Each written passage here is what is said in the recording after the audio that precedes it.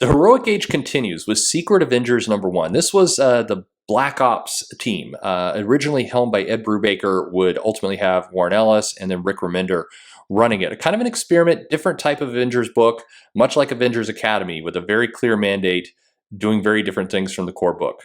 So how does it hold up? Let's take a look.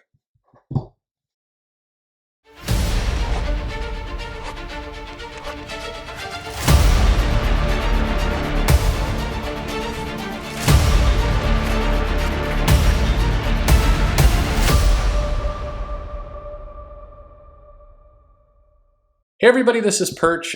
Secret Avengers was a book that definitely, so at the time, Marvel was coming in with kind of more of a mandate toward their books. They had the core Avengers title, which was Brian Michael Bendis, John Romita Jr. They had the sister title, which was New Avengers, again by Bendis.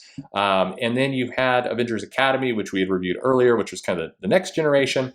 And we also had Secret Avengers. We also had a ton of little mini-series and other little experiments that I won't cover here. But Secret Avengers launched with this is prior to Fear itself, an event that would definitely impact and kind of self-destruct various things.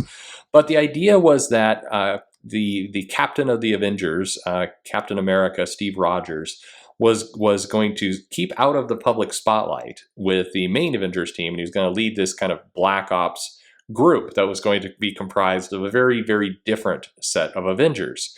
And the initial roster was, of course, Steve Rogers, Sharon Carter helping out, the Valkyrie, War Machine, Nova, Black Widow, Ant-Man. This was the Aaron O'Grady Ant-Man, the Moon Knight, and Beast from the X-Men. So a very different collection of Avengers coming together. And so they had Mike Deodato coming on doing art. So the book, it definitely has a dark and gritty feel, particularly compared to the other Heroic Age Avengers books, which were bright and colorful. You had John Romita, you had Stuart Immonen, you had this kind of very, Mike McCone on the other book on Avengers Academy.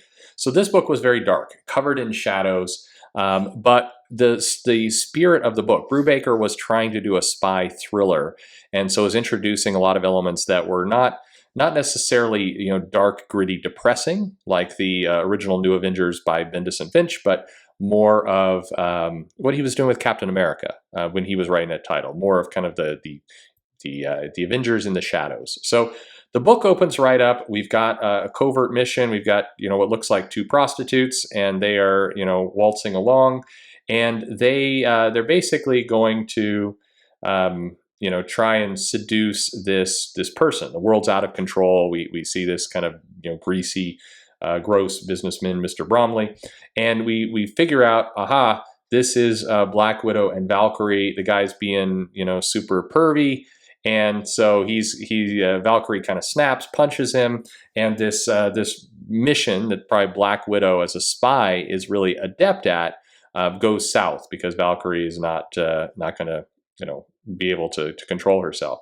So we get some nice action between the two of them. We get some interesting silhouette work by Deodato. What's interesting is in years that had followed, there's a lot of comments about over-sexualizing women in comics.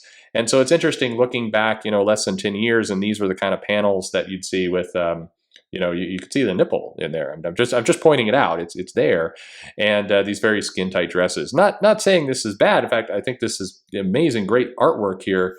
Looks good. I really like the panels and the play, but it is interesting to see kind of how people's opinions shift. Whereas artists who are drawing stuff like this are now kind of all over how it's wrong. But anyway, Steve Rogers shows up. They find the mysterious box that they're after. It's green glowing. They're going to extract it. They're going to get out and hop into the special hover plane.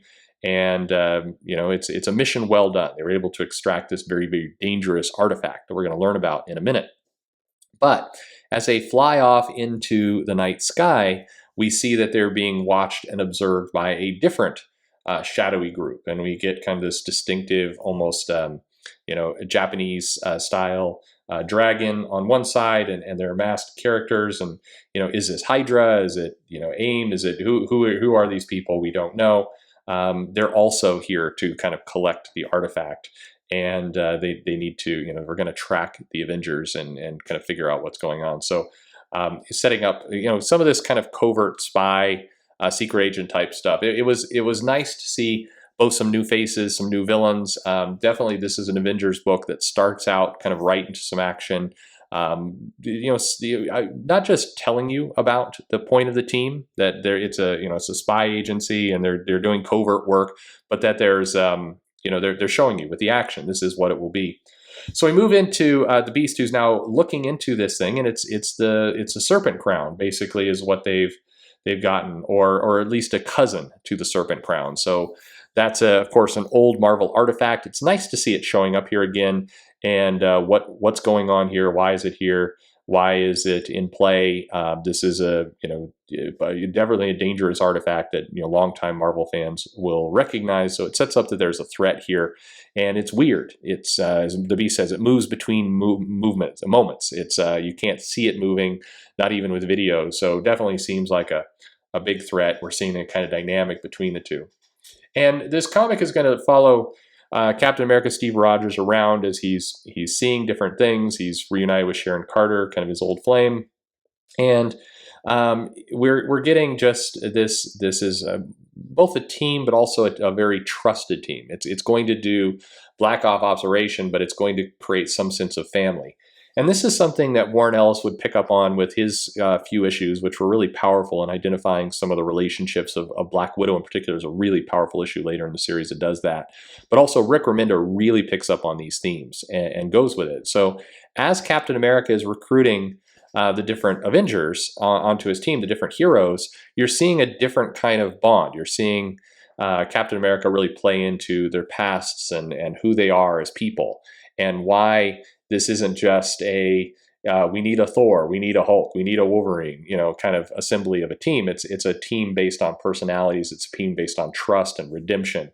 And so there's definitely a that kind of recruitment. How does a guy like Moon Knight ever function with the Avengers? Well, this is how. How does a guy like Aaron O'Grady, who's a pervert and a thief, function with the Avengers? And why do you set up this interesting arc where we have this kind of broken hero who's maybe been on the both sides of the line from the old Robert Kirkman series, and how does he fit into a team like the Avengers? He's definitely not an Ant-Man, so how does it all work? And in particular, the story arc of Aaron O'Grady, who would be kind of later on in the series actually killed, replaced with a replicant, and turn evil. You feel some real pull with that. It's because of the initial groundwork that was done here. So a lot of really nice pieces. We get some nice interaction with War Machine, how he fits. And so you're starting to see his team when you think about Black Widow, who's trained as a spy doing military ops. You think about War Machine, who's a soldier. Aaron O'Grady, of course, part of S.H.I.E.L.D. back in the day, despite his personality. Valkyrie, who's more of a warrior. It's definitely a team of more determined, more heavy hitters, people who are used to making tough decisions. And so even kind of the Beast interaction, you're not seeing the happy-go-lucky, flippant Beast. You're seeing a Beast who's really leaning into kind of the science side of things, and the pieces where he's going to have to really kind of bring a more tactical view to this comic. So anyway, we see that the Shadowy Organization still following the Avengers as Captain America assembles the team. He's basically saying we're going to need to go not just international but global. He's talking about the whole mandate. We're here to get things. When Osborn was running things, a lot of things fell apart. Project Pegasus was looted when he shut it down. So we have to go and recover these dangerous artifacts. We're going to be going to Mars. We have to be really careful about what we're doing and how we protect the world in the shadows, because if this stuff get out, these will become the major threats that then the big Avengers team will have to solve. So we're going to get in front of it and make sure that these threats do not become catastrophic. So we learned that there's one more member of the team we haven't seen, and that's Nova. And he has been kind of as a recon heading to Mars to try and figure out what's going on. And that his recon mission is basically going to have to turn into a rescue mission because he's found activity where he didn't expect it on Mars, and he's going to get past these defenses, break in to this kind of underground camp, and he finds another serpent crown, another a partner to the one that we've seen, Captain America recover. So there's another one on Mars. What's it doing here? We're seeing kind of how these two things come together. And we're also seeing that it has a strong hold on people. So Nova is kind of almost immediately taken over, actually discards his helmet, his sense of protection, and goes for the crown, which is going to set up not just a rescue mission, but potentially a massive problem for the Avengers, who are racing toward Mars. They do not know what's happening. They do not know that their teammate potentially has been turned, a very powerful teammate who now has a pretty important item. So again, the themes of this issue, it's Black Ops, it's working in the shadows, and it's now got a major problem on its hands in terms of how it's dealing with things. We're also seeing that the team members are going to shift and be fluid, and that's also going to set up a pretty interesting situation. So interestingly enough, that also leads into kind of our final panel reveal as the shadowy organization that's been following the Avengers catches up with them, knocks out Sharon Carter, and we see it's Nick Fury, and he's leading something called the Shadow Council. So what is this Shadow Council? We don't know. Why is Nick Fury doing this? Who is this? And Nick Fury's always been this kind of dodgy guy on the sides, but this sets up multiple threats in one issue. So that's the issue. Like I said, this storyline on Mars will go for, I believe it's a 6-issue arc right out the gate, and we get some pretty powerful things here in terms of the Shadow Council, and kind of we get Shang-Chi comes into the mix a little bit. The comic bumps along quite effectively. We get some interesting ties of new things and old things kind of simultaneously. And then it hits Fear itself, and it almost kind of runs into a buzzsaw at that point where Nick Spencer comes on to write those issues, and they're very much just, kind of filling time extensions of the actual story. It does derail the comic entirely for Fear itself, which was a big mess. Then Nick Spencer finishes that quick crossover, and we get into the Warren Ellis run, where he does basically about 6 issues, I think, if memory serves, about 5-6 issues. And that he does kind of one shots, so they're all one and done. And he has a bunch of different artists. We get Stuart Immonen, yeah, I'm never gonna get that. John Cassidy, I believe, does one. We get a lot of pretty impressive David Aja. We get some interesting little one shots where we really flesh out the team, and that's all pretty cool. And then we get to the Rick Remender run, which introduces this robot threat, and it's very, very cool. Remender's run also gets interrupted then by AVX, and that is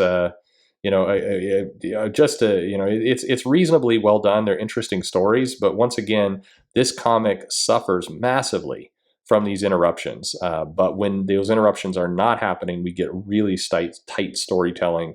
Remender does a really good job with a lot of this work, introduces Venom to the team, and Captain Britain actually joins, and it's got some crazy big concepts, stuff he would then later play off in both his Captain America book and the Uncanny Avengers book he does, and really some nice work. So this was kind of the sleeper Avengers title at the time that was really well done and great. So if you get a chance, go pick it up. It's not what you would expect, but definitely a good book and highly recommended. So this was the Heroic Age Secret Avengers. The title would get relaunched to very less success in the months that would follow, but definitely worth a check out. So what did you think? Did you like this book? Leave me a comment below. Like and subscribe. I'm going through all the Avengers issues, so please introduce them to a friend.